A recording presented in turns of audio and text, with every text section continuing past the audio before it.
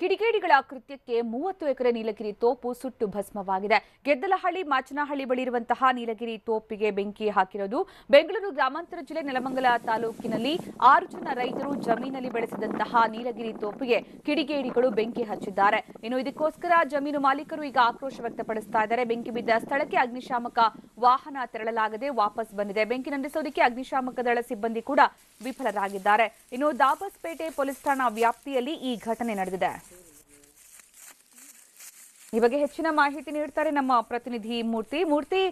ನಿಜಕ್ಕೂ ಕೂಡ ಈ ಕಿಡಿಗೇಡಿಗಳ ಕೃತ್ಯವನ್ನ ಕ್ಷಮಿಸೋದಕ್ಕೆ ಸಾಧ್ಯ ಇಲ್ಲ. ಈಗಾಗಲೇ ಇಲ್ಲಿ ಬೇಸಿಗೆ ಕಾಲದಲ್ಲಿ ಬಿಸಿಲಿನ ಝಳ ತಡ್ಕೊಳಕ್ ಆಗ್ತಿಲ್ಲ ಅಂತದ್ರಲ್ಲಿ ಮರಗಳಿಗೆ ಬೆಂಕಿ ಹಚ್ಚುವಂತಹ ಕೆಲಸ ಏನ್ ಕಾರಣ ಏನಾದ್ರೂ ಗೊತ್ತಾಯ್ತಾ ಇದಕ್ಕೆ? ಸುಕನ್ಯಾ, ಹೌದು. ಏನು ಕಿಡಿಗೇಡಿಗಳ ದುಷ್ಕೃತ್ಯಕ್ಕೆ ಏನು ದಿನನಿತ್ಯ ನೆಲಮಂಗಲ ತಾಲೂಕಿನಲ್ಲಿ ಸುಮಾರು ಜನ ರೈತರ ತಮ್ಮ ನೀಲಗಿರಿ ಬೆಳೆಗಳನ್ನ ಹಾಳು ಮಾಡ್ಕೊಳ್ತಾ ಇದ್ದಾರೆ ಅಂತಾನೆ ಹೇಳ್ಬೋದು.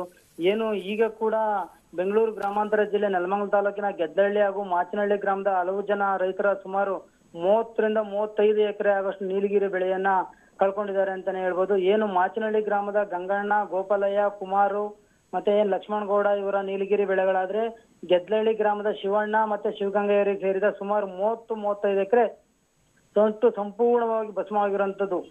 ಇನ್ನು ಈ ವಿಷಯ ಇದ್ ಮಾಡ್ಕೊಂಡು ಏನು ಬೆಂಕಿ ರಾಜ್ಯದಲ್ಲೇ ಅಗ್ನಿಶಾಮಕ ದಳಕ್ಕೆ ಕಾಲ್ ಮಾಡ್ತಾರೆ ಸ್ಥಳೀಯರು. ಅವಾಗ ಅಗ್ನಿಶಾಮಕ ದಳ ವಾಹನ ಸ್ಥಳಕ್ಕೆ ಬಂದಾಗ ಅಲ್ಲಿ ಏನೋ ಬೆಂಕಿ ಬಿದ್ದಿರಂತ ಜಮೀನ್ ಬಳಿ ವಾಹನ ತೆರಳಾರದೆ ಆ ವಾಹನ ಕೂಡ ವಾಪಸ್ ಹೋಗಿರುವಂತದ್ದು. ಏನು ಈ ವಾಹನ ಕೂಡ ವಾಪಸ್ ಹೋಗಿರೋಂಥದ್ದಕ್ಕೆ ರೈತರು ಕೂಡ ಕಂಗಾಲಾಗಿದ್ದಾರೆ. ಮತ್ತೆ ಒಟ್ಟಾರೆ ಹೇಳ್ಬೇಕಂದ್ರೆ ಕಿಡಿಗೇಡಿಗಳ ತಮಾಷೆ ಈ ಕೃತ್ಯಕ್ಕೆ 6 ಜನ ರೈತರು ಹೊಟ್ಟೆಗೆ ಬೆಂಕಿ ಇಟ್ಕೊಂಡಿದಂಗೆ ಆಗಿದೆ ಸುಕನ್ಯಾ. ಧನ್ಯವಾದ ಮೂರ್ತಿ.